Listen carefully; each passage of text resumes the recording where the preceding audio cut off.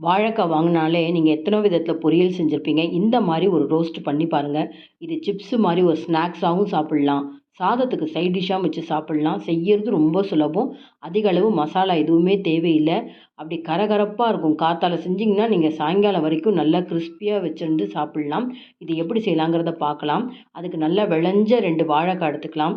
மேல இருக்க காம்பு பகுதி, கீழ் பகுதி 2யுமே கட் பண்ணிட்டு முழுசாவோ இல்லைன்னா 2ஆவோ நம்ம வேக வைக்கணும். அதாவது வாழைக்காவ 2ஆ கூட கட் பண்ணி வேக வைக்கலாம்.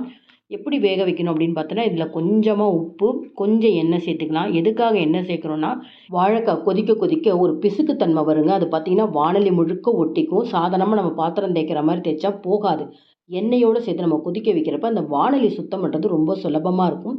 தோல்ல பாருங்க ஓரளவு நல்லா நிறம் மாறிடுத்து. அதை எடுத்துட்டு, நம்ம நேந்திரக்காவுக்கு எப்படி தோல் எடுப்போமோ, அது மாரி கத்தியால ஒரு கோடு போட்டுட்டிங்கன்னா, அந்த வாழைக்காவுடைய தோல் பார்த்தீங்கன்னா, படல் படலா வரும். முக்கியமா வாழைக்காய் ரொம்ப குழஞ்சு போன மாரி வேக வச்சிருக்க கூடாதுங்க. 50% தான் வேக வச்சிருக்கணும். ரொம்ப மெல்லிசாவும் இல்லாம, தடிமனாவும் இல்லாம, மீடியம் சைஸா நம்ம ரவுண்ட் ரவுண்டா நறுக்கி வச்சுக்கணுங்க. இப்போ ஒரு தட்டு எடுத்துக்கலாம். அதில பார்த்தீங்கன்னா 2 டீஸ்பூன் கடலை மாவு, 1 டீஸ்பூன் அரிசி மாவு, 1/2 டீஸ்பூன் கார்ன்ஃப்ளவர் மாவு. இதுக்கு தேவையான அளவுக்கு உப்பு, மஞ்சப்பொடி, மிளகாத்தூள், இது கூட கொஞ்சம் பெருங்காயத்தூள் எல்லாம் போட்டிங்கன்னா நல்லா வாசனையா இருக்கும். நல்லா எல்லாத்தையும் மிக்ஸ் பண்ணிக்கலாம். தண்ணியெல்லாம் எதுவும் சேர்க்கக்கூடாது. வாழைக்கால ஒரு ஈரத்தன்மை இருக்கும். இந்த மாரி கட் பண்ணி வச்சிருக்கிற வாழைக்காவ நல்லா அந்த மாவோட நல்லா 2 பக்கமும் கோட்டிங் ஆற மாரி எல்லாத்தையும் செட் பண்ணி வச்சுட்டு, ஒரு 10, 15 நிமிஷம் நம்ம வெயிட் பண்ணோம்னா, அந்த வாழைக்கால இருக்க அந்த தண்ணி லேசா கசிஞ்சு மாவெல்லாம் நல்லா கெட்டியா பிடிச்சுக்கும். நம்ம இப்ப எண்ணெயில பொரிக்கிறப்ப அந்த மாவெல்லாம் கலண்டு போகாதுங்க. வாழைக்காய் ஒரு 15 நிமிஷம் மாவோட நல்லா ஊறுனப்புறம், ஆயில் நல்லா சூடானதுக்கப்புறம் மீடியம் ஃப்ளேம்ல வச்சுண்டு, நம்ம இந்த மாரி மாவுல துவச்ச வாழைக்காய ஒண்ணொண்ணா போடுவாங்க. போட்டோனே நம்ம கரண்டியால இந்த மாரி கிளறி விடக்கூடாது.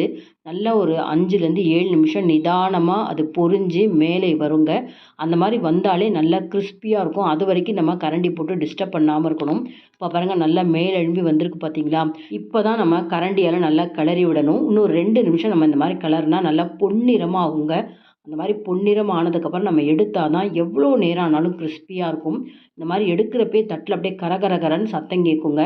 இதுக்கப்புறம் திருப்பியும் எல்லாத்தையும் பொரிச்சுட்டு, ஒரு பேசன்ல போட்டுண்டு, இன்னும் கொஞ்சம் உப்பு, மிளகாத்தூளும் போட்டு நல்லா குலுக்கிட்டிங்கன்னா, ரொம்ப அருமையா இருக்குங்க. எல்லாருக்குமே ரொம்பவே பிடிக்கும்.